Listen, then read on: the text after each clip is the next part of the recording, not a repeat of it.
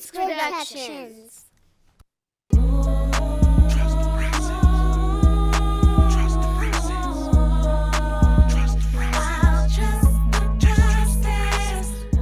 Man, guess what? We're back in the Good Grief Friday podcast, man, with your boy Ruben. I'm sitting here, man. I got some great guests in the house today, man. These people here got an awesome story, an awesome testimony, and I'm gonna let them tell their story. I'm not gonna get into it, but man, listen, I know this young lady. I used to work with her dad, who is a very good friend of mine, but I'm not gonna introduce them. I'm gonna let them introduce themselves, and then we'll kind of get into the podcast. But before we do that, you're seeing this video. One of the things that we really need you to do is we need you to hit the subscribe button.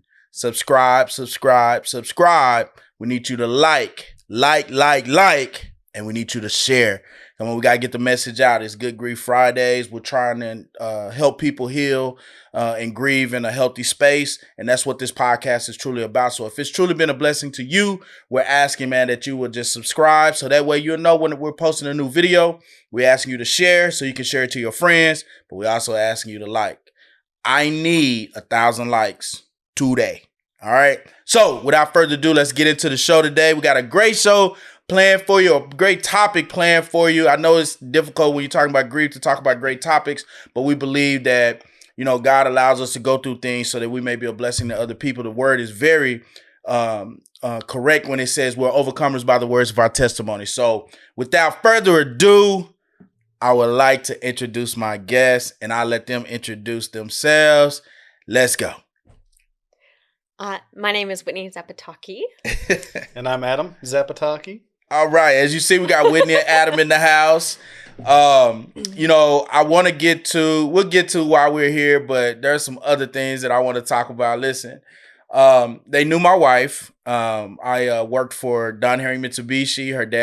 Whitney's dad was the general manager there. So it's kind of special when I asked and she said yes for many different reasons. But one of those reasons was their wedding. Y'all, this is the best wedding I've ever been to in my entire life, other than my own. But this is the best wedding that I've ever been to in my entire life.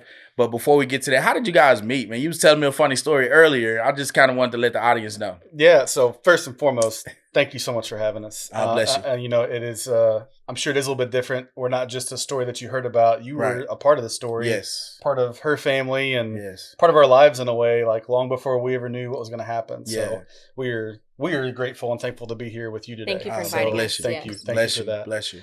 How did we meet? So we attended Mesquite Poteet High School together. Mm-hmm. Is that what's the name? We're the Pirates. The Pirates. Yep, okay. Poteet Pirates. So I went to Wilmer Hudson. We played West Mesquite. I think they were the Skeeters. Skeeter. No. Mesquite High. Mesquite High is the Skeeters, and West Poteet is Mesquite, the Rangers. West Mesquite Wranglers. Okay. All right. Go ahead, man. I'll stop introducing. You're good. So okay. yeah, we knew each other in high school, and we were in the drum line together, the pirate band. And so the first day we ever met was like a social event the summer leading up to my freshman year, her junior year. And well, you said we're not gonna say cougar. No, so that's the thing. Right. She's not old enough. She's 2 years older, right? Well, in school, I'm a year and a half older. Let's not age me anymore. So I tell people she's not old enough to be a cougar, so I call her my bobcat. Bobcat, okay. Yeah, so, but that being said, we had like a social event where we played, I think, roller hockey on a tennis court of an elementary school. Right. And the puck or the ball, whatever, what have you, kind of got stuck up against the fence, the chain link fence, and I'm digging for it with a hockey stick. Hold on a minute. And I, as a competitive soccer player, was like, I got this. Yeah. I'm going to get right there in there, and I'm going to show these boys up. And as a result, I threw a bow back trying to get that thing out and gave her a big old black eye. And I don't remember First the day response, but it was kind of gave her a black eye. Then, hey, I'm Adam. Right, I'm Adam. Would you like to marry me someday down the road? I know right now it's it's not really looking like I like you, but we'll go with this. It wasn't quite that fast. Yeah. But, so yeah, we were friends, not really even close friends, but friends. Right. With a ton of mutual friends all through high school. Right. All through high school. But it wasn't until after high school that our little sisters actually were in drumline together as well. Okay. Stacy and then my little sister Robin. Yeah. And they became really close friends. Okay. And so they kind of started hanging out and spending more time together through mutual friends. We started hanging out, spending more time together.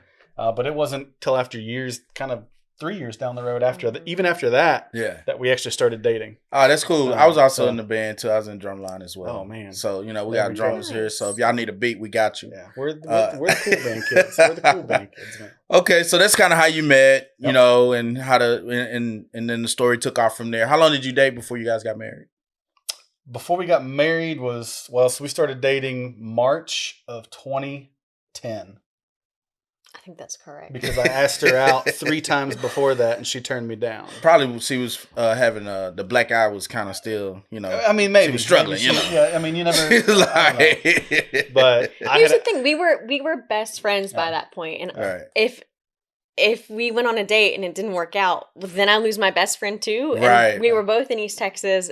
You know, I didn't have that many friends. Right. This is my best friend. And this is a terrible idea. It was the same way. It was the same way. I wound up in East Texas for college and knew only a handful of people. Mm-hmm.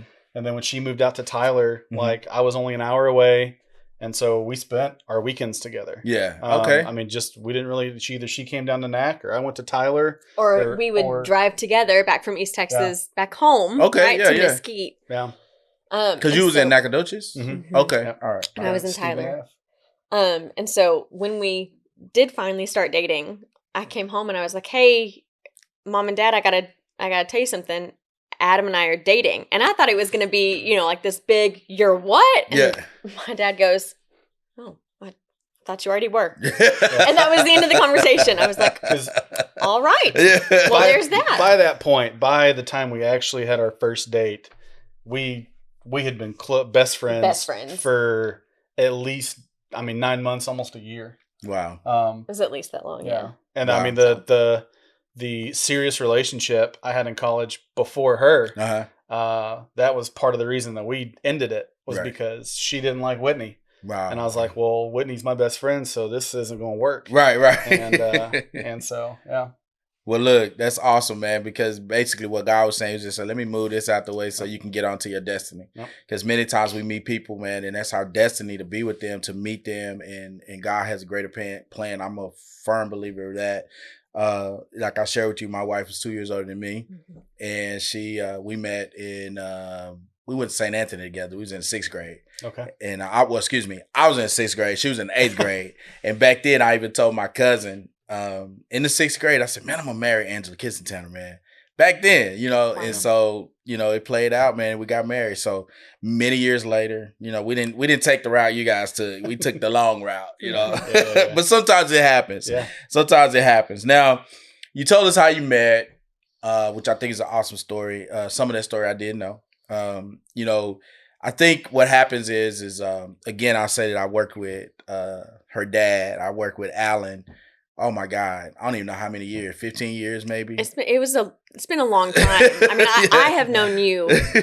I don't even know how long. Yeah. And so I'm sitting here going, I wonder what his perspective is on some of our stories. Because your perspective is going to be third person through my dad. Which is filtered. Obviously filtered. Or maybe not. No, I'm just kidding. No. Or filtered. maybe not. Yeah. Right. Or maybe not. Or maybe not. Right. Anybody that knows Alan, you know, just depends on what day it is, right? That's right. But I would say this, no, he's loved his son-in-laws tremendously.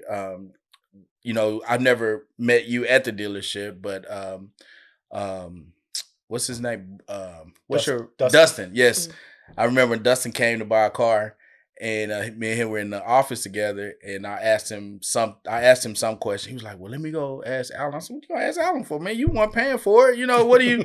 He was like, nah, I better ask him. And they weren't even married yet. That's right. He was like, nah, I better ask him. That must have been when he bought that Charger. Yeah, when he bought the Charger, yeah. And I went in there and told Al, I said, man, you got this young man scared. He don't even want to make this decision. I said, you know I'm not going to lead him astray.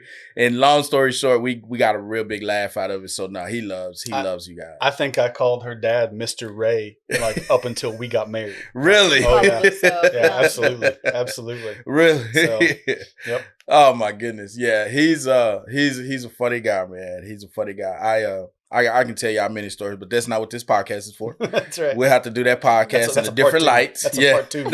Yeah, we have to do that differently. But so one of the things that, and this kind of leads back to Alan, one of the things that you guys did was when you proposed to her, y'all were in Colorado, right? Mm-hmm. And y'all planned a flash mob. So did you know anything? I had zero idea. Oh my goodness. I was completely shocked. And while it was going on, I was trying to think like, what is happening? What is going on? It felt like an out of body experience. It felt, in the truest sense of the word, surreal. Yeah, yeah. Trying to figure out what is actually happening. What is and also, so it's tricky to try to figure out what is happening and also try your very best to enjoy it. Right. Like while it's happening. Right. Right. Your brain is in like two separate. It's Right. just completely split. Right. So it was tricky. So It was you just fun. said, you It was said something. amazing. We'll get back to that later because I want to put a pin in what you just said. Is experiencing something while your brain is experiencing something else, and you're trying to live in the moment. We'll get Mhm. back to that. But so what made you plan it? Well, first of all, let's tell the audience because we live in a different day and time, right? Back then, that was what 2012. 2011. 2011. When we got Mhm. engaged. All right, so back then, flash mob was like the thing to do. So if you were gonna do a proposal, or if you were gonna do, some big announcement or whatever the case may be, you would get a bunch of people show up in the area who seemingly were random people, Mhm. and then all of a sudden the music comes on, and then all these people start dancing, and then At this, to this choreographed choreographed dance. dance. Yeah, Mhm. yeah. So Yep. so the funny part of that is her dad was dancing. So I'm gonna go back and Mhm. watch that. I think it's on YouTube. It was on. Vimeo. But tell me about what went into that. Whose idea was it? So, first off, funny story that is related, but small, quick side tangent. You knew about Mia, the cat, right? Mm-mm. Okay, so they had this. Oh, the old, mean cat? Mean cat. Yeah. For like her entire childhood. So back up just a little bit pre-flash mob. When I asked Sharon and Alan if I could marry their daughter, right? We're upstairs at their house. I Yeah. kind of pull them aside. We're in a wicked game of ping pong upstairs, okay? Right. And I'm shaking or whatever. And so I ask them. Sharon, kind of starts to cry, Yeah. gives me a hug and says yes. Alan leans over, shakes my hand, and he's like, yeah. That real sincere Yeah. smile that Alan gets. He's like, yes. Yeah. And he leans and goes, but you're taking the cat. Yeah. Like, lost the smile, looked me dead in the eyes, you're taking the cat. Yeah. Yeah. And me and that cat were arch enemies for a long, long time. Oh my goodness.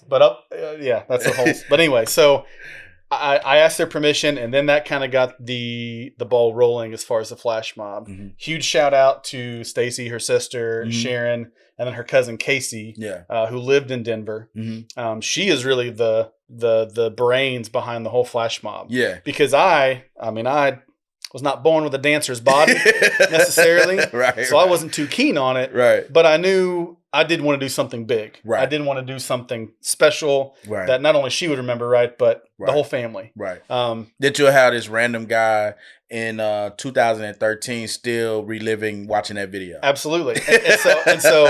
And I don't know all the nuts and bolts of it, but I know that Casey put out a Craigslist ad. That's how she got all of the random people to show up that day. Wow. So she put out an ad and said, I think it was like 40 or 50 people. Wow. And then they did what was big back then, Skype. Yes. They did Skype rehearsals. Oh wow. Where Casey and maybe a little bit Stacy Stacy. Yeah. choreographed. Mhm. I told them the song from Yeah. Grease Yeah. because that's one of her favorite movies, and I Yeah. knew she would love that. Yeah. But so here's the song, and all right. So now we got to plan a big family trip up to Colorado, get everybody there, right? Right. But her shout out, kudos to Casey because Yeah. she's the one that did the rehearsals, Yeah. found the photographer, found Yeah. the videographer. I think he saw the ad online and said, "Hey, he was in school and needed like a final project. Wow. That's Can right. can I incorporate you guys into my final project on Flash Mobs?" Oh wow. And Wow. so he showed up and filmed it. Nobody knew. Right. I didn't know. Anyway, Yeah, I didn't know the scale it was going to be. Right. I'm thinking 10 or 20 people. Plus, there was like 10 or 20 family members already there too, Yeah. right? Yeah. But going back to your point, Ruben, like not a dancer, but I've never been a shy guy. I'm a social butterfly. Right. I wasn't scared to dance in front of strangers. I was more worried about dancing in front of her family. Yeah. Like whatever little part that was Because going you to have look to like. live it down. But the one thing I kept telling myself, I think Dustin probably said it to me, was all you got to do is do better than Alan. You'll be fine. All you gotta do is dance better than Alan, and nobody's gonna watch you. Because I'm sure everybody, because that's all we were watching, right? Of course, we was like, okay, look at Alan, look at that. I kept stopping the video, Yeah. And so I'm pretty sure everybody was like, man, look at Alan, because that is not necessarily in the character of him that I know. Sure, Right. Sure, Yeah. No doubt. So, Yeah, he definitely pushed himself a little bit in order to, participate in that special day, and I thought that it meant a lot to me, for him to participate to that extent, which is not something that he would normally do. Yeah, but I think, so special. I think he was probably a little nervous leading up to it. Just like performing, and with him, everything has to make sense. Well, and it's his oldest daughter. Yeah, like there's a lot going on, man. Yeah, getting married, and got all this family there, and but it was a fantastic day. I really do believe, and I can gauge pretty well when Whitney suspects something is up or whatever. Yeah, she had no clue. Like the only thing that I think she told me, like a day or two after the fact, was everybody was on her about wearing a dress and doing her makeup. Right. She wears a lot of dresses, but she doesn't always do a lot of makeup. Right. Like she's just not a makeup girl. Right. I'm mostly a jeans and t-shirt girl. Yeah. And so like when her clear. cousin and her sister were like trying to help her with her makeup and pick out the right outfit, she said like that was the only thing that kind of puzzled me, but she didn't suspect anything. But you're not expecting a flash mob. No. Well, and it was like nor that she's 3 getting engaged. hours before we needed to leave, and they're like, "You need to get dressed now." And I was like, "I'm in these cute jeans and this cute like." And then we have 3 hours. It's fine. And they were like, go and get dressed. I was like, what is happening? Right. Yeah. Well, of course, all my close guy friends knew that it was going down. Right. So my phone's blowing up on silent in my pocket. I'm just like, man, y'all quit. Like, stop calling me. I can't even check these messages because she's going to see something. And meanwhile, I'm walking around with the ring tucked in my cowboy boots all over Denver. Wow. We walked probably 3 miles that day. It felt like. After we Ubered or whatever we did downtown, and I've got this big old ring stuffed in my boot because, I mean, between a cell phone and wallet, like it's, it'd be the big old bowls in in your pants, so I tucked it down in my boot all day, and I was just scared out of my mind that it was going to fall out, get kicked out, or whatever. And then you're like, okay, everything we just planned is getting ready to go down the drain. Right. Yeah, And so. But listen, it was beautiful. It was great. It was very beautiful. So I really enjoyed that. Watching it from this perspective and just seeing you guys, how happy everybody was, and just the elation of the whole event. Yeah. So we had a flash mob. Then you guys get married. What was your wedding day again? October 6th. October 6th. 2012. And your dad's birthday is the 7th? The 7th. Yeah. Yes. Mm-hmm. So October 6th, 2012, you guys get married. We get the invitation because you worked at Dunn Herring for a little bit. So Alan was like, well, Ruben, you can come to the wedding because you know Whitney. I was like, I better come to the wedding. Yes. Yeah. I made her job here easy when you were like stressing her out, dude. Like, Yep. like I would go behind me like, just relax, it's okay. Yep. But we came to the wedding. I never forget. Me and my wife came, had so much fun. We sit in the church, and we got is that on video somewhere? I don't know if it is. Okay, if it's not, if it is, we'll find it. If not, don't worry about it. But listen, y'all had some wedding vows. That changed the game of wedding vows. And you say you found them, right? We did. Okay, We did. We dug them up. Adam, I want you to read yours first. Mm-hmm. Okay. I'm not saying yours weren't fire, but I'm just saying. For sure. All right. I said, Whitney, I promise to give you the best of me and all that I am, to never ask more of you than what you can give me, to respect you as a person with your own interests, desires, and needs, and hope that you may confide in me with the Lord as my guide to provide as much as I can for those things. I promise to be open and honest with you, to trust you with my innermost thoughts and feelings, to always share your smiles and wipe away your tears. I promise to be only yours for as long as we both shall live, to love you, hold you, cherish you, protect you, and guide you. Most of all, I promise to trust in God's wisdom, power, and love, realizing that only through His power can I fulfill His will for us and our family. With all of my heart, I ask you to be my wife and promise to be your forever loving husband. Wow. Those are good vows. Not too shabby. How's that sound hearing him say that again? It sounds like he has upheld his vows, which is important. Yes. I think I've also upheld mine. I think you have. Adam, I promise to not be perfect. I promise to be crazy and cranky and sometimes say things that I don't mean. But I also promise to apologize. And I promise to feel really, really bad when I hurt your feelings. I promise to love you, honor you, challenge you, and support you. I will laugh with you and pray with and for you. I promise to always be on your side.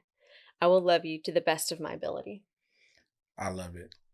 Here's where we segue. I tell people this all the time. It's one thing to stand in front of the church and say something. Stand in front of the preacher. Stand before God. But there always comes a time where we have to live what we're saying. And when that time's come, when that time shows up, you know, what are you going to do? The vow is I'm going to stand right here. I'm going to be there. Mm-hmm. And I know that even we talked about those joyous situations you guys was met with a challenge. I won't get into that. I'm going to let you guys tell the story. But you were met with a challenge in your marriage. And I want you to tell us what happened. And then I want you to tell us, you know, what went through your mind. Because it's perfect because your vow said God's will for our life. Mm-hmm. Mm-hmm. I tell people all the time when you stand up and then say, okay, God, I accept your will for my life. It doesn't come. You went to college, right? Y'all both went to college, right? It doesn't come with a syllabus. It doesn't say, okay, well, on this day, this is what's going to happen. Oh, and by the way, make sure you're prepared for this. It doesn't happen that way. Right. So when God says, okay, you've accepted it. Let me show you what my will is for your life. And then I'm just going to lay it out as you're walking in it. Yeah. So share with us what that looked like and the challenges that you guys experienced. So I'll tee it up from getting married to finding out we're pregnant. Is that good? Yeah. Quick and easy. So I was a police officer in Longview in East Texas when we got married in October. And then through Alan and Sharon's old neighbor, I got a job with Union Pacific Railroad Police here in Dallas about 6 months later. Well, I applied 6 months later. So we're newlyweds, got our first little rental place in East Texas. Yeah. But we were looking to come home. Right. Her parents had just moved into the house in McClendon Chisholm not too long before that. My parents, my family, my sister, everybody's in Mesquite. Right. Still is, right? And so we were looking for opportunities to move back home. Right. And so apply, get the job. We buy our first home together. It's not even been married a year. Right. And then fast forward to the following spring, we find out we're pregnant. Right. And I'll let you carry it from right there. So we tell our parents, we tell our family we're pregnant.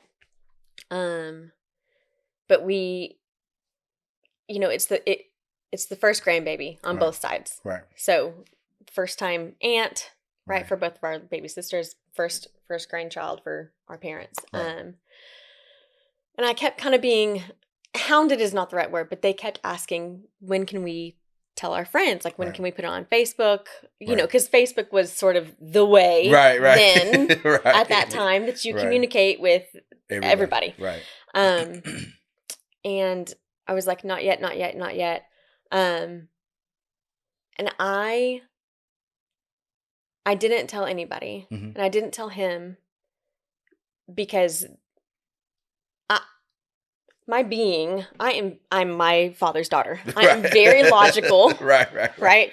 And not that I don't have emotions, but I don't make decisions based on emotion. And so I had a feeling, I knew that everything was not okay. Right.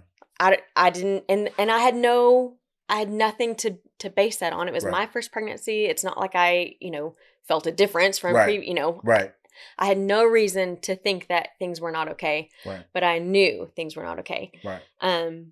But I didn't tell him because then Right. then what is he gonna do? Well, Right. what do you mean? Why do you say that? Well, I don't know. Right. I have no reason to do that, and it seemed like it would be a cruel thing Mhm. to put it in his mind. Well, men are fixers, so we want to fix the Right. problem. And what is he Right. gonna do? Right. I never worry about anything Right. that I know I can control. Right. That's something I can't control, and I Right. would worry about it day and night. Right. Right. Anyway, so I didn't tell anybody, Mhm. but the anatomy sonogram is around 20 weeks. It's from like 18 to 22 weeks. Mhm. So 20 weekish is when you do the anatomy. And we didn't really announce it on Facebook Mhm. until we were like 16 weeks, Mhm. Mm-hmm. which is like a whole month later Right. than normal. You Right. generally wait till 12 weeks. Generally speaking, you're in the clear, so to speak. Right. And I was like, no. And I probably had even put a little bit of pressure on her.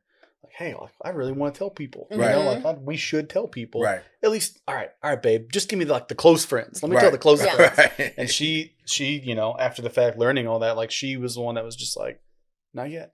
Right. Yeah. Okay. I'm not ready. All right. I'm not ready. I'm not. But, and again, I couldn't say, Right. What you were feeling. yeah. Yeah. And Well, it's difficult to say, one, because you don't understand why you're feeling that That's way. right. Because you have no point of reference. That's right. Two, like you said, everybody's going to be disappointed and they're going to consider, okay, well, maybe she's negative or maybe she doesn't want to be pregnant. Maybe, now all of a sudden, Right. everything that you guys just built up together, you start questioning everything. Right. But it's simply like, I got a feeling and I don't know what it is and let me process it. So I can see that. Okay, go ahead. I have no, and there were no words for it. Right. Anyway, so we make the Facebook post, in early June, Mhm.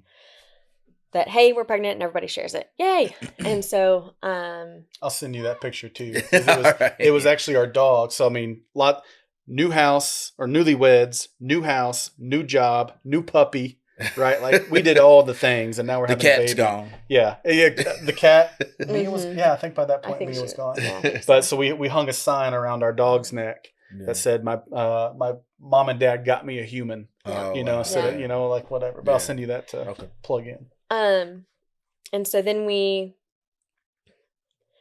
again, it's the first baby Mhm. for everybody. Right. And so we go to the anatomy sonogram, which is Mhm. also when you find out the gender Mhm. with my parents Mhm. and then both of our sisters. Mhm. And so it is a full room Mhm.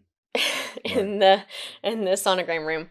And because the idea was that they were going to only tell our sisters, Mhm. and then our sisters were going to plan the Mhm. gender reveal Right. party, whatever it was. Right. So they were Yeah. going to be the only two to know. And so they're in there and we're looking, and I don't know what I'm looking at. Right. This is my first Oh.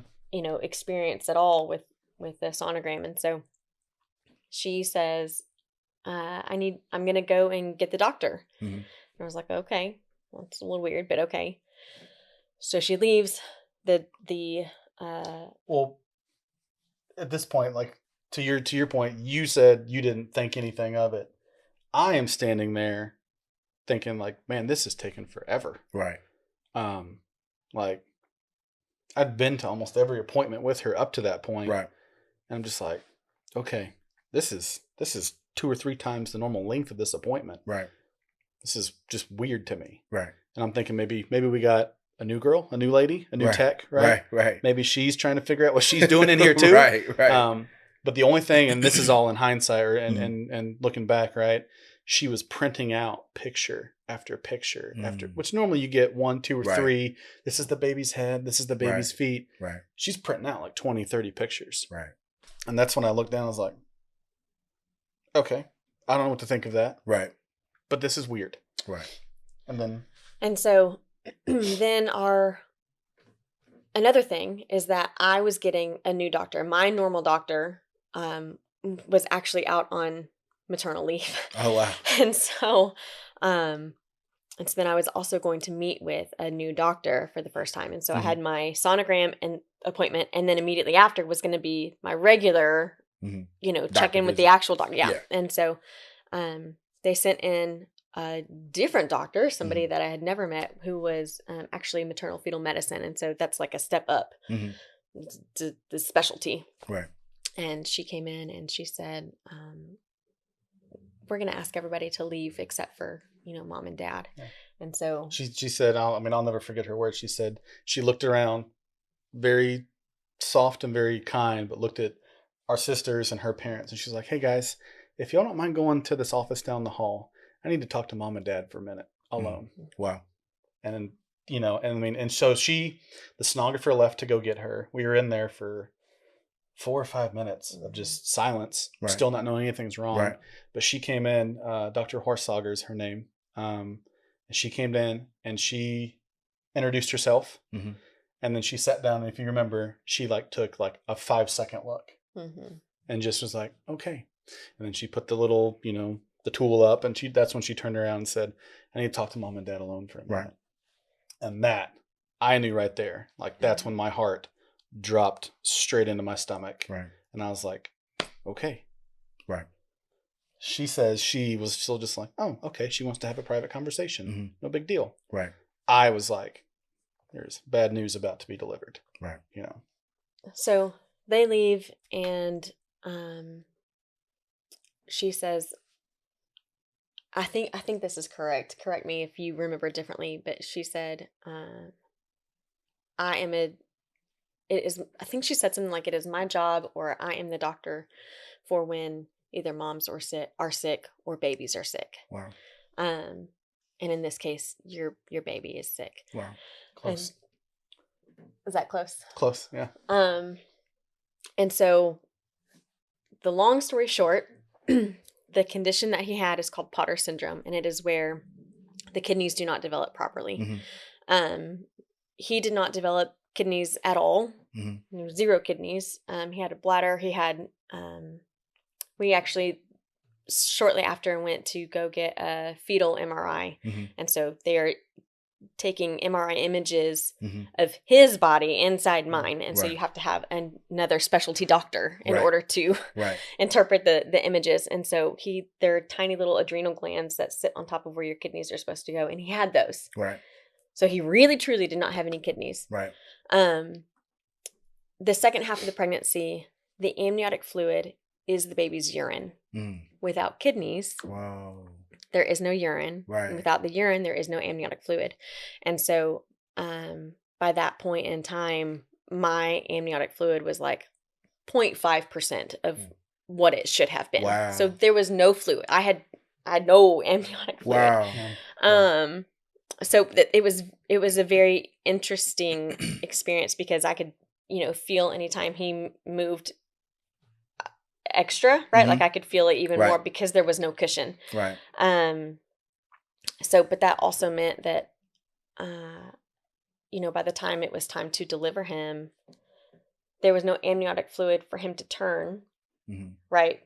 Right. Because head down. You're skipping so far ahead. I am. I'm sorry. Go ahead. Way far ahead. Back up. Go ahead. Well, so you're right. So Dr. Horsager introduced herself to us again. Oh yeah. In the room.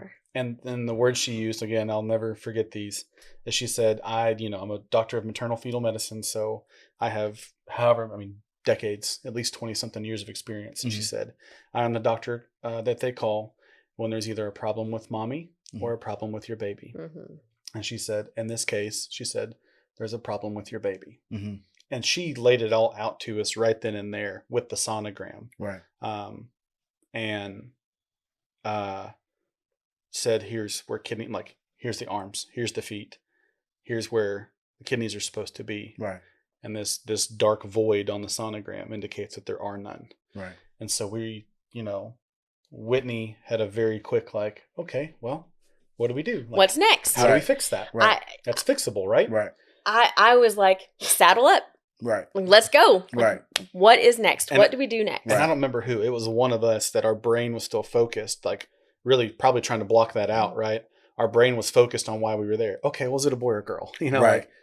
Just in we one ear, talked out about the that other. earlier, how you're in a situation, your brain is taking you Yep. somewhere. We just talked about that. I Yep. told you we was going to come back to Yep. that. But yeah. And so she was like, well, it's really hard to tell because there's no amniotic fluid, because there's no kidneys the urine, all that stuff. And then she said, but I can tell you statistically, it's like 90 something percent, almost like 89%. always boys that have this condition called Potter syndrome. And so still we're like, okay, Potter syndrome. She didn't say disease. She didn't say what, like, okay, so both of us are still kind of, what's the fix here? Right. And so eventually the question comes up, or maybe it didn't. Maybe she just told us. She just said, hey, we don't know what causes this, and there is no cure. And she was just like, this is going to be fatal. Wow.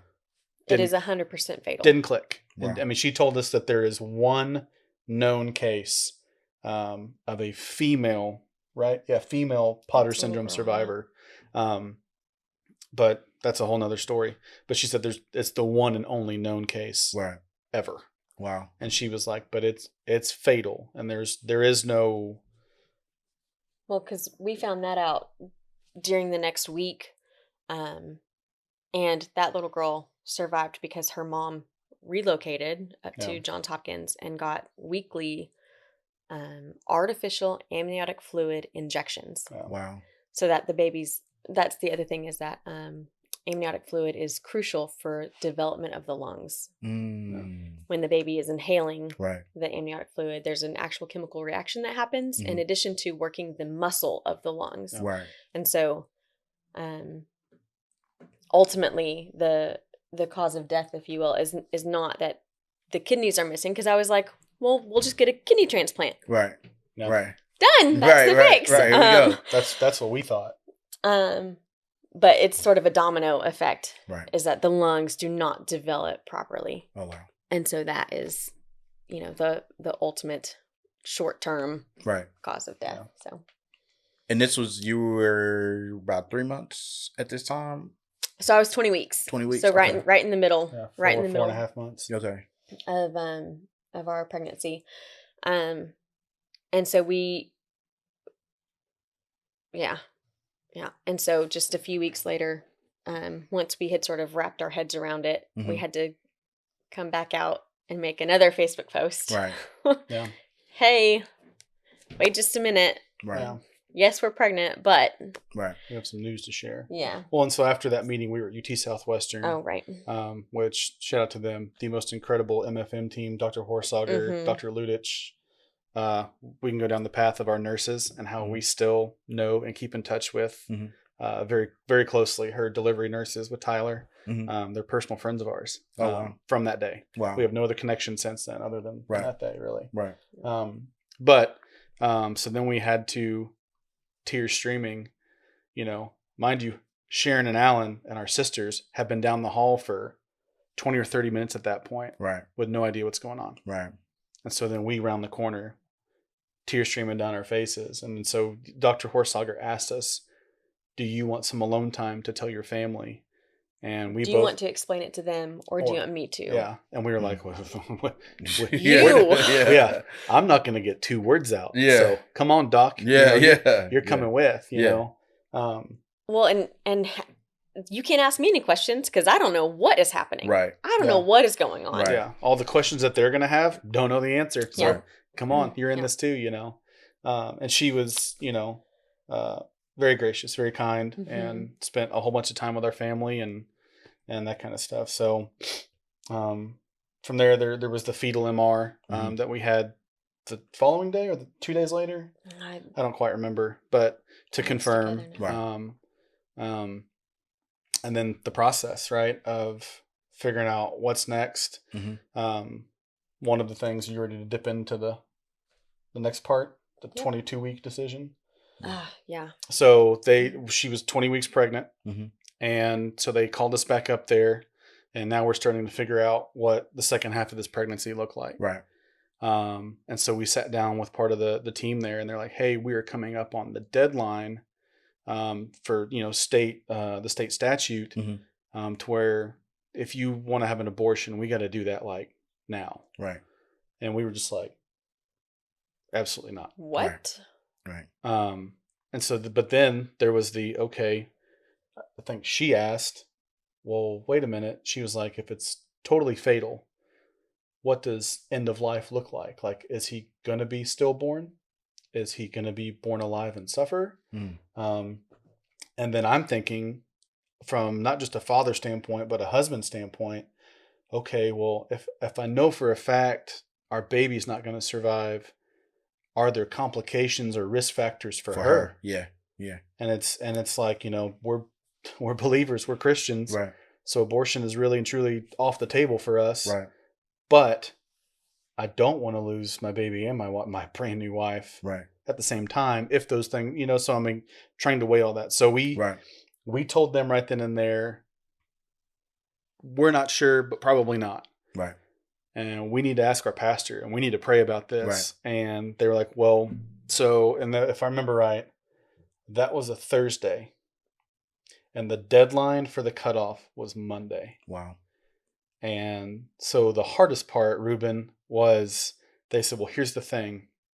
In the event something happens and either you guys can't be here tomorrow or first thing Monday morning, or if the doctors get busy, the doctors go into delivery with someone on Monday. Right.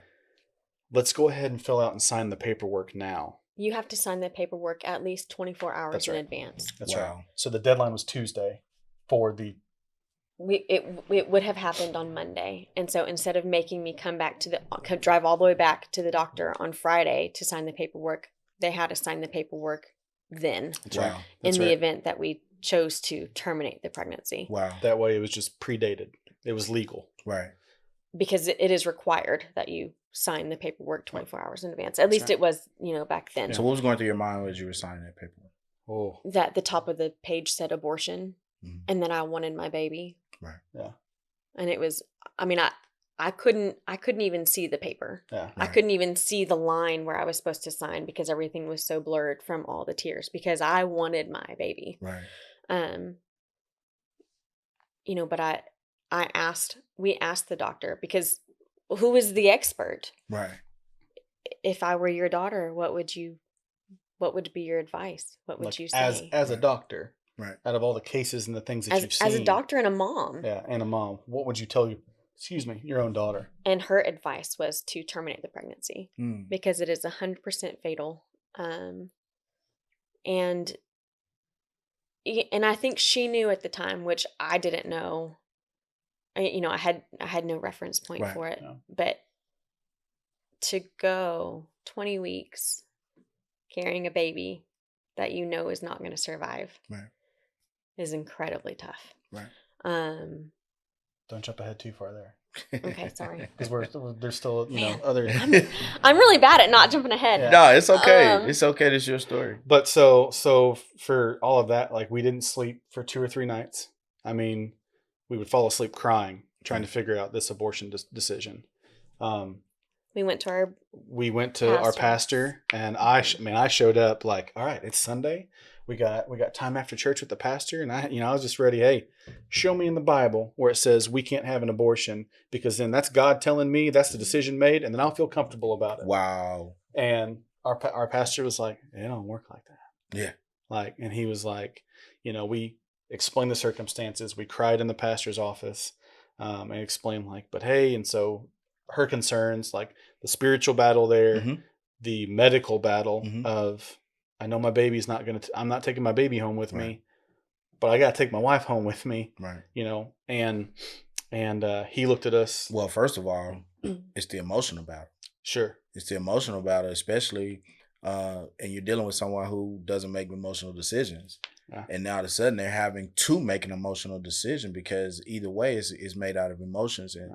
And that's that is you can't do what you guys endured without, faith in God, man. Yeah. It just don't happen. It don't happen. But correct. But I'll digress. I got some stuff. I'm gonna tell you this right now. Man, y'all are here by design today. I tell people all the time that I'm gonna try not to share it on this podcast. I'm gonna try to tell y'all after the podcast that I know for a fact that God destined y'all to be in this building today, because y'all I don't want to get too far ahead, but the things that you guys were able to do with your pain. Yeah. Yeah. You know, God can take our pain and put it into purpose. Yeah.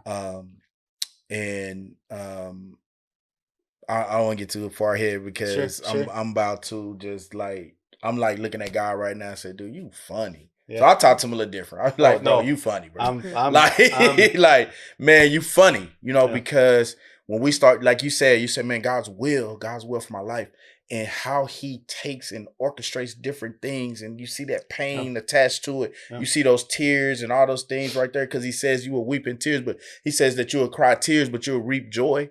Like that doesn't even make sense. Yeah. The Bible tells us also, it said, weeping may endure for a night. It has a command. It can go for a night. It's cool. But the tension in the text is how long does night last? Right? Yeah. That's the tension in the text. We know joy is on the other side. We know we've been weeping. We know we're dealing with some things, right?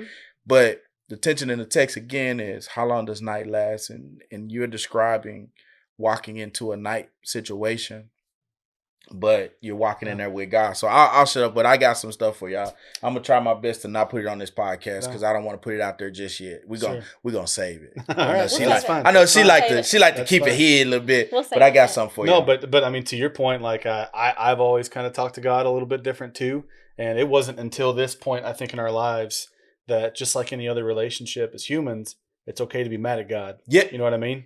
It's okay to be mad. But you got to listen to the why, right? Yes. Like you gotta understand and respect. Anyway, that's again probably for. And so this was the first part I think in my adult life or even my spiritual life, being a believer brought up that way, like realizing it's okay to be mad at God, yes, and ask questions, right? But so we didn't sleep for 2 or 3 days. We meet with the pastor, right? And he came back to us. I don't even remember him opening the Bible during our meeting, but he said this isn't a decision that you can make or that you alone can make. He said you're going to pray without ceasing. Yeah. And he said, and you will know the right decision when God and the Spirit puts both your mind and your heart at peace. Wow. And he was like, when you feel the Spirit overwhelm you with peace and calm and love, that's the path you're taking. Wow. That's rich. It was rich. That night. I mean, we spent, we went home, got home, just cried some more, ate dinner, cried some more, Hold on a minute. But, my struggle. And I won't ever forget, talking to, cause it was both of our pastors. And I said to them, when I get, if I terminate this pregnancy, when I get to heaven, is my baby going to say, Mom, why didn't you give me a chance? Wow. And if I don't terminate this pregnancy, when I get to heaven, is my baby's going to say, Mom, why did you let me suffer? Wow. Because I didn't know what was his death going to look like. Wow. And that truly was my biggest fear is, Mom, why did you let me suffer? Right. And I think what our pastor said to us in response to her speaking that out loud was, but God's asking, why don't you just trust me? Wow. You know what I mean? Not going to be easy, but why don't you just trust me? He said to me, Whitney, I think when you get to heaven, your baby's going to say, Mom, I missed you. Right. Yeah. Right. And that's, right. That's regardless of what, regardless of what happens, that's what your baby's going to say. Mom, it's good to see you. I missed you. Wow. Yeah. Wow. And so that was like, okay, all right, you're right. That's what's going to happen. Yes. So then we had the big meeting. Had the big meeting, and I won't say by any means that we were pressured, but when we walked into the room that Monday or Tuesday to meet with all the doctors, it was like they were prepared for that abortion. Like they, again, not trying to pressure or persuade or make that happen that day, but they were ready to hear that from us. Right. And so I don't remember how that conversation went. I have almost zero recollection of that day. Right. Other than us being like, nah, we're going to carry the baby. Right. Like there's more to be done here. Right. And so we don't know where this came from. I think I spoke it out loud first, but that was when we started asking questions about what end of life was going to look like. Right. And hey, they were like, hey, aside from no kidneys and no lungs, like they told us not to Google images of Right. Potter syndrome babies. Right. They're not deformed per se, but typically just because the lack of amniotic fluid, Right. An ear or a side of the face might be smashed up a little bit Right. because it hasn't been able to free float and Right. be, it's not roomy in there. They're you a little know? smushy. Yeah, Right, they're a right, little smushy. right, That's right. But they said other than that, like he's probably going to be a little bit small, Mm-hmm. Mm-hmm. but he's going to look, and other than no kidneys or lungs, he's going to be a normal baby. Right. Mm-hmm. And I don't know if that was the comment that was made or if we'd already thought about this, but that's when I looked at Dr. Horsager and I was just like, so he's got everything else, like eyes, ears, heart. Right. And I said, what about organ donation? Right. And the whole room got quiet. And was Dr. Frost in there for that part of the conversation? It was Dr. Okay. Frost. Yeah. So Dr. Frost, amazing person and a very strong woman of faith as well. She is I don't remember what her title is specifically, but basically end of life specialist for Children's Medical Center Dallas. Wow. And they brought her over. And I think potentially in case when we did decide that we were going to carry so that we could start asking those questions. Right. You know? Right. So she was there. And so I asked Dr. Frost, what about organ donation? Very well-spoken, well-educated doctor was like, I don't know. We've never done that before. Right. And she kind of looked around. I was like, okay. And I, in my mind, I have potentially found not a solution, but a Purpose. a purpose. Thank you. And so I was just sitting back kind of proud, like, all right, well, you let me know, doc. Let me know what you find out. Look. Let me know.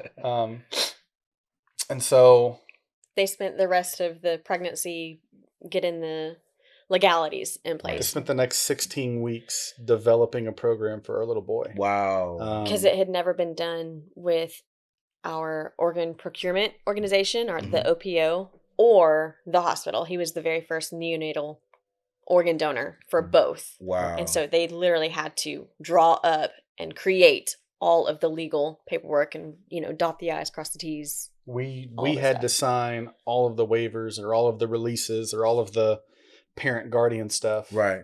A week on before, my due date. a week before he was born.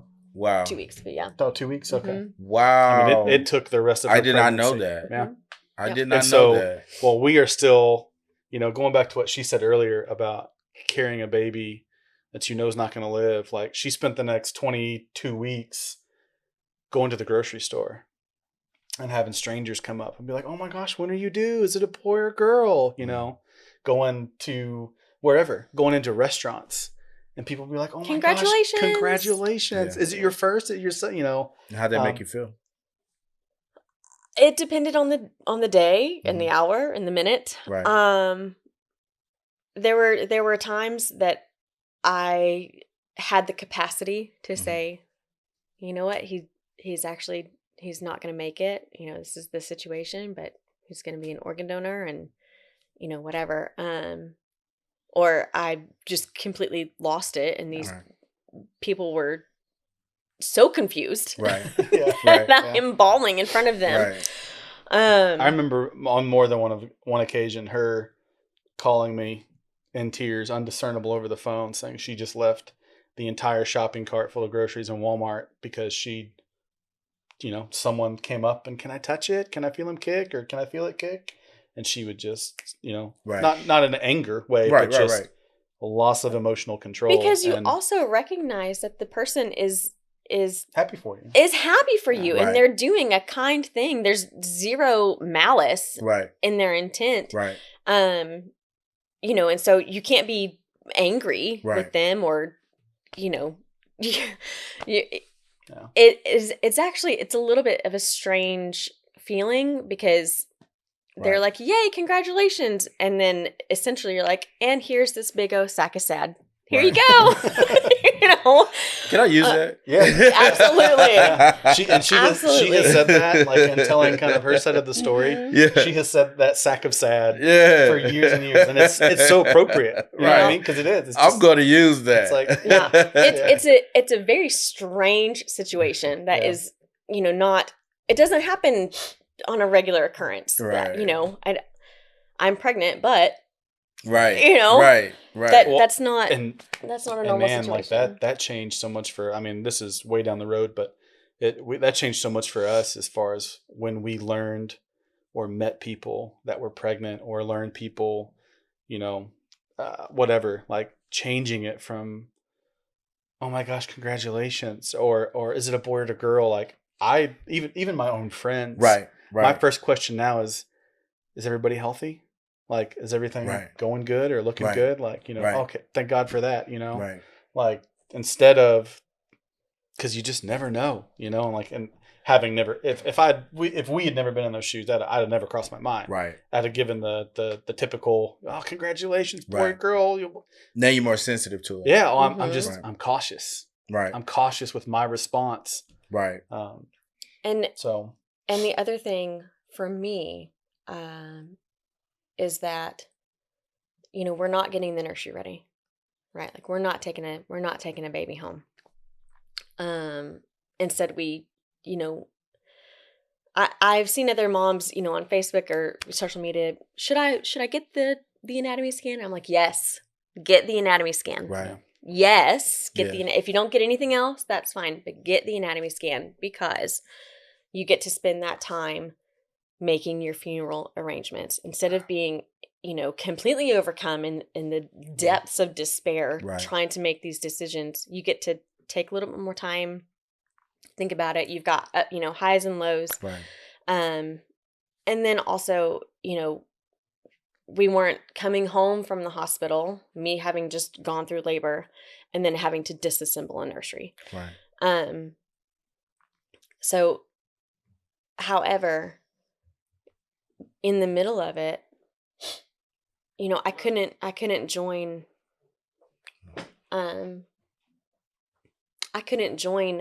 a mom's loss group. Right. Because I hadn't lost my baby. Wow. Right? Like my baby was still inside me. Wow. It was still alive. Wow. But I also couldn't join regular pregnancy groups of, what are you going to do for your nursery? And what are you going to do for your nursery? Yeah. So it was incredibly lonely for me. And I didn't know anybody else who had been through my situation of waiting for 20 weeks for the other shoe to drop.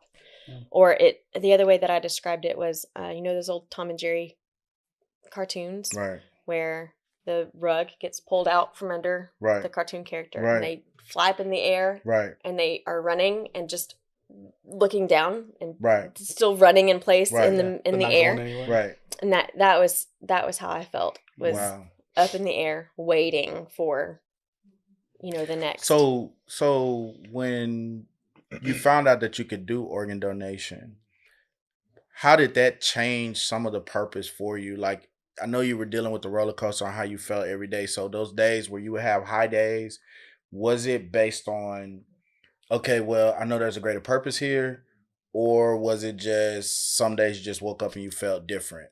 What would you say that was? For me, aside from organ donation, which was something for us to actively do, have the conversations that we needed to have for something good to come out of this pregnancy, right? Not gonna be a baby in my arms. I want something good to happen. And so that it really was good for our brains to focus on the possibility of organ donation. And also the same way that I said with the, it's a domino effect for his development with the Potter syndrome. The same thing is also true of organ donation. All of these different things have to line up. Right. So it's not even a given. It's not even a given. Right. Okay. And so, well, now I've lost my train of thought. Gather that. So what she's talking about, to answer your question, like, definitely a better sense of purpose. And there was definitely especially when it comes back to the abortion decision, you had the, hey, this was God's plan from the start. Wow.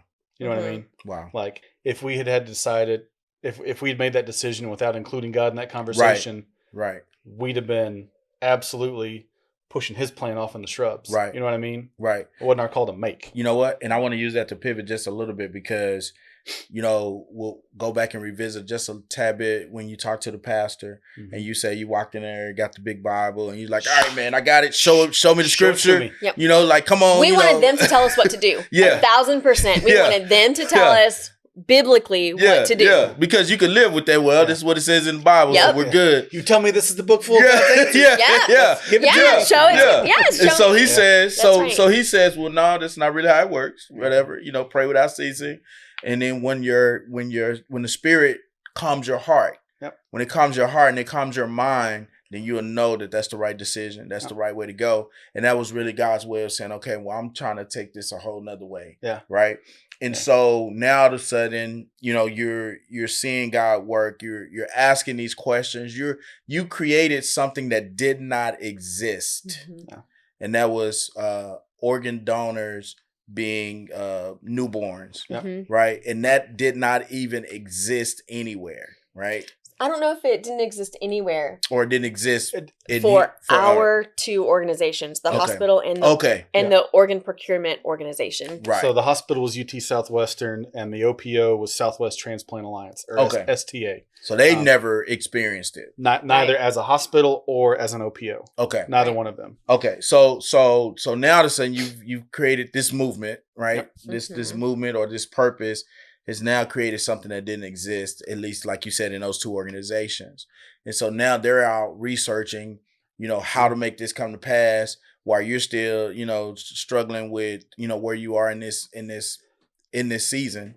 And when you talk about research, like to the point that they had to find somewhere in the country a surgeon to do it, certified and willing to do this on a brand new, hour-old baby. Wow. And so going back to what she's talking about, some of the requirements, and this goes to the day of and the moment that he was born, where we were literally just both fighting for every minute, but also ready for anything at any minute, because so he had to be born alive.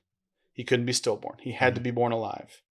He had to live longer than he had to once his oxygen saturation levels dipped below 80%, that started the clock, and he had to pass away within 3 hours. Correct. And so you're now it was, okay, yes, we want to be born alive, but, we want time with our little boy, but if we are selfish in that regard, and not that we felt selfish for wanting that, who wouldn't want that? Right. But if we want that so bad, but he doesn't meet that 3 hour mark, then everything that the hospital and STA had done is kind of for nothing. They can't do anything with it, right? With him. And so, it was just, everything was perfect, and we can go into the details in a little bit, but he's born alive and he lived for 32 minutes. Wow. Which was just perfect. Right. And his OSAT, the oxygen saturation, dipped pretty quick, below 80. And then he passed, but it was perfect. And I don't want to cheat the kind of the miracle of it all, but and the other thing about telling moms to go and get that anatomy scan, so that again, you get the time to prepare, the nursery, the not nursery, the funeral, all of that stuff, is that if we had not done that and he was born and the nurses and doctors, oh no, something's wrong with this baby, they're going to whisk him away. Right. Instead, he spent every second that he was alive on my chest. Wow. Yeah. He passed away in his mama's arms. Wow. And that would not have happened if we, didn't have the time to prepare. If we didn't know what was happening. Right. Wow. Wow. So, let me tell you, the story that you guys are sharing. First of all, I appreciate the strength that it, takes to be able to revisit and share. And I know that you've been doing this for a while. As a matter of fact, you have a daughter, right? And how old is your daughter? She's 4. She'll be 5 soon. She's 4 and she's 5. I heard she's the bossy one of the crew. Is that right? She's assertive. Assertive. Okay. All right. So we'll go with that. We'll go with that. I do want to pivot just a little bit here because one of the things that you guys did is you started giving back to the hospital. Tell me what that looked like when you were doing giving back to the hospital during that time. So we did a couple of things. One was we became huge organ donor advocates, especially for parents when children pass away. Southwest Transplant Alliance really embraced us into their family, right? And that was a great way for us to put all that energy that we had and the grief that we had back into something good. Where we the very first thing they had us do was go talk to like 100 nurses that work in the NICU or work in labor and delivery about what it was like to, hey, how can you as a nurse better support parents of children or littles in this situation? And so we got to speak with them for a good half hour at least in a big old conference room at Parkland. Because just like we were talking about earlier, the whole conversation is taboo, right? Like because how do you help me, and how do I tell you what my needs are? Right. Because half the time you don't know. Yeah. And one thing that I distinctly remember that was not gotten quite exactly right is on our door from the outside to get into our door, the way that they sort of let all the hospital staff know was a postcard, but the postcard was of a leaf, and it was like a fall leaf, so it was like orange, and it was floating in like a sad puddle with like a sad drop of water. It had a water droplet coming off. And so like it's a pretty postcard, but the whole thing was sad. It was just like, oh. Yeah, sack of sad. But let's do a sack of sad. Yeah. But that was their way of notifying the other staff. Right. This was what was to come. Right. You know what I mean? Right. Yeah. Which is appreciated. Let's do something different. Yeah. Just tweak it a little bit. Right. Just a little bit. The other crazy thing about that, I am not a big superstitious guy at all, but for whatever reason, they always say the number 13 is unlucky, right? We were in room number 13 for his delivery. And so ever since then, 13 has been my lucky number. Wow. Like for me, it was just like numbers never mattered, but I'm not going to get 13 tattooed on me anymore. You know what I mean? Like growing up, it's always been an unlucky number. Friday the 13th, that kind of stuff. Right. But 13's been my lucky number. Like at home, when I turn up the volume on the TV, I go to 13. Yeah. It's those subtle little things that remind me about that day and Wow. But and I remember walking in with, I think, your mom and you. And I was like, of course we're in room number 13. Yeah. Like, of course we are. You know what I mean? Right. But which doesn't actually mean anything. Right. When you're already heightened emotionally, there's already everything thing means something. Already so much of the unknown about to come your way. Right. But so, you guys did the give back. So the other thing that we did, and this was really, I don't remember what I still don't know who. I kind of want to give credit to some of our East Texas friends. No, I'll tell you. Yes, ma'am. Right. I do not have a green thumb. Assertive. Right. That's right. Assertive. I do not have a green thumb. And what do you do for funerals? You send a bunch of flowers. Right. Except I can't stand it, by the way. Except I am postpartum. Us either. And so I knew because I just knew that we were going to get a bunch of beautiful flowers for our baby's funeral. Right. And then we were going to take them home. Right. And then they were all going to die in a week or two. And then I was going to cry my eyes out because my baby's flowers are now dead. Right. Which, logically you think, well, that's ridiculous. Flowers are supposed to die. Right. But I knew that I was going to sob because my baby boy's flowers are now dead. Now how am I going to remember him? Because I need these flowers. Right. Not how it works, but that's how you feel. Right. It feels illogical because it is. Right. And so instead of sending flowers, we asked everybody to please bring stuffed animals. Yes. And that we would donate them to Children's Hospital. Yes. In memory of our baby. In his name. Like the donation form would read his name. Yeah. And so so they actually brought it to the funeral. Yeah. Wow. And we had black trash bags, sacks and sacks of Now, if I remember correctly, then y'all took them during Christmas time. Yeah. yeah. So Yeah. Tyler's birthday is in November, and so we deliver. We start on his birthday and then deliver them shortly before Christmas. Mhm. We collect during that time frame, and then we Mhm. deliver them Well, to. That year specifically, the year he was born and passed, we had to figure out. So Dr. Frost Mhm. worked at Children's, and so we had 256, I think, stuffed animals just Right. from his funeral. Right. Mhm. And then I think few people mailed Right. them to us or whatever. So we contacted Dr. Frost and we're like, hey, we got all these stuffed animals. We want to bring them to Children's, but I'm sure there's a process. Right. And so she put us in touch with a girl by the name of Renee Caskey, who we are still friends with and Right. communicate with, obviously. And she at Children's, and she was like, "Yeah, like just bring them to the front lobby. Like you tell me what day and time you want to come, and I'll coordinate some volunteers to Right. come pick them up." Right. Fantastic.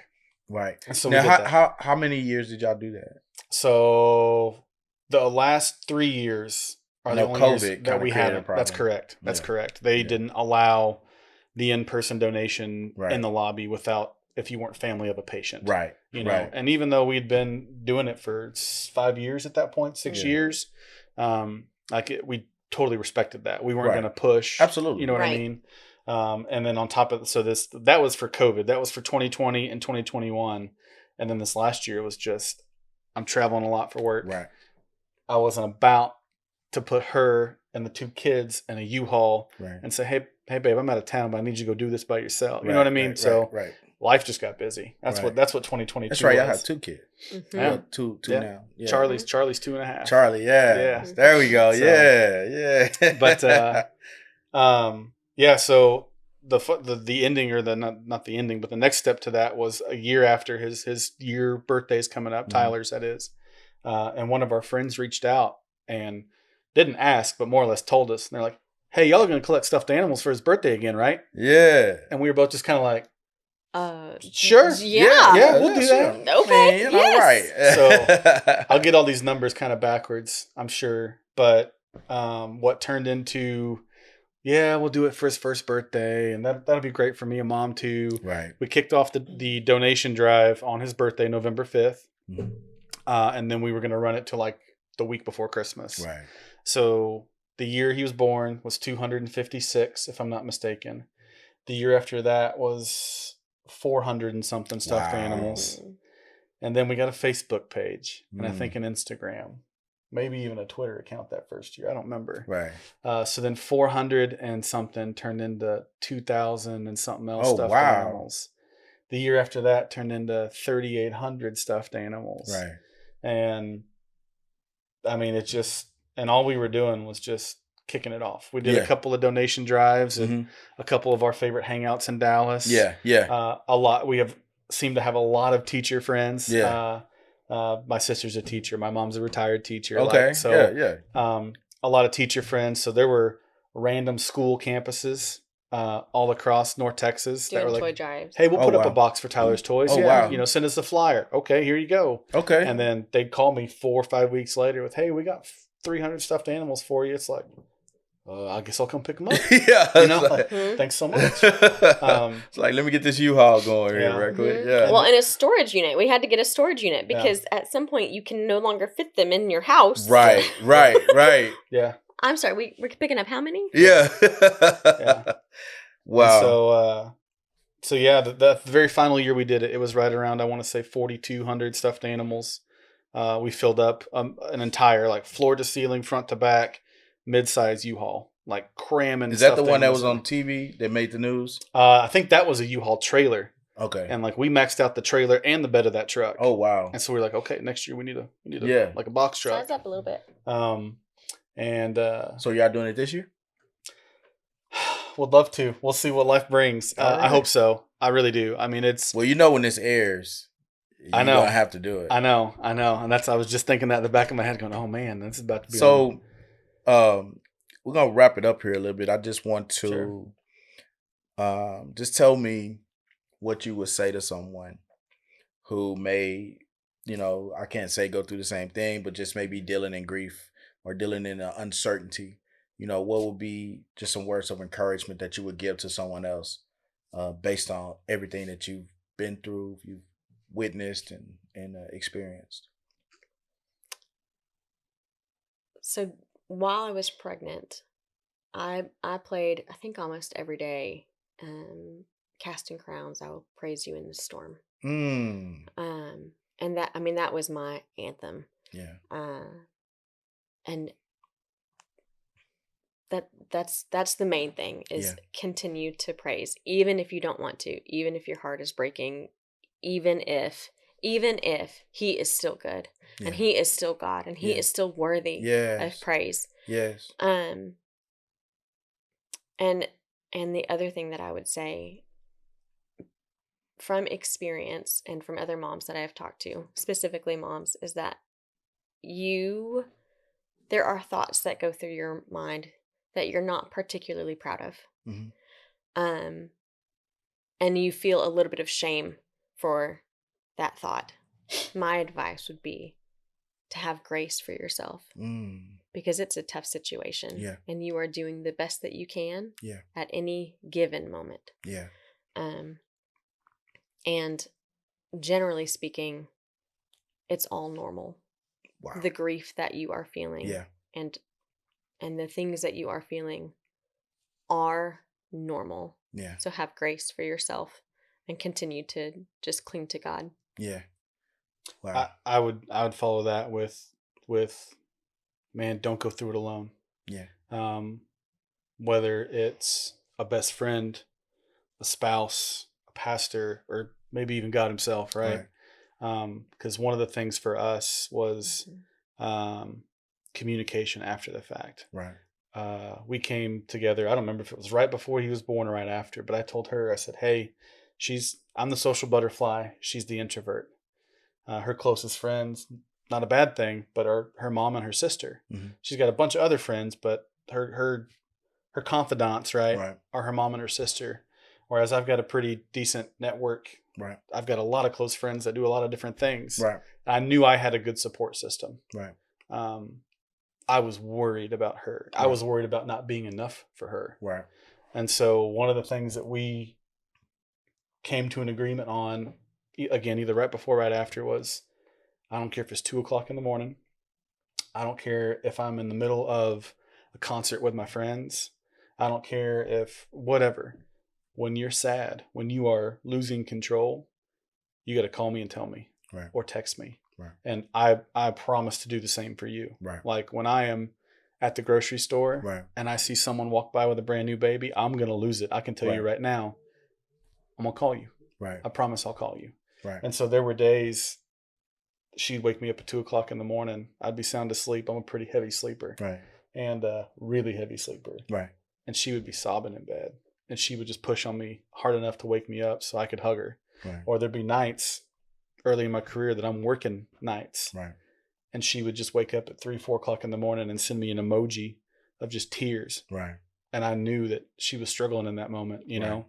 And so don't fight it alone. Like, I don't want to say fight it. Don't grieve alone. Right.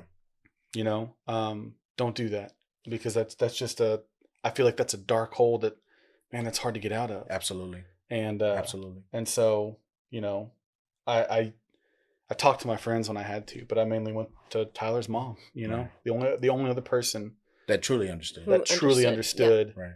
And could relate. Right. And could be like, you know, I thought that too. And, you know, like that could reassure you are not alone. Right. And you're right. We made a pact. We did. We absolutely made a pact. Well, it's clear that y'all pacts are pretty, you know, well versed.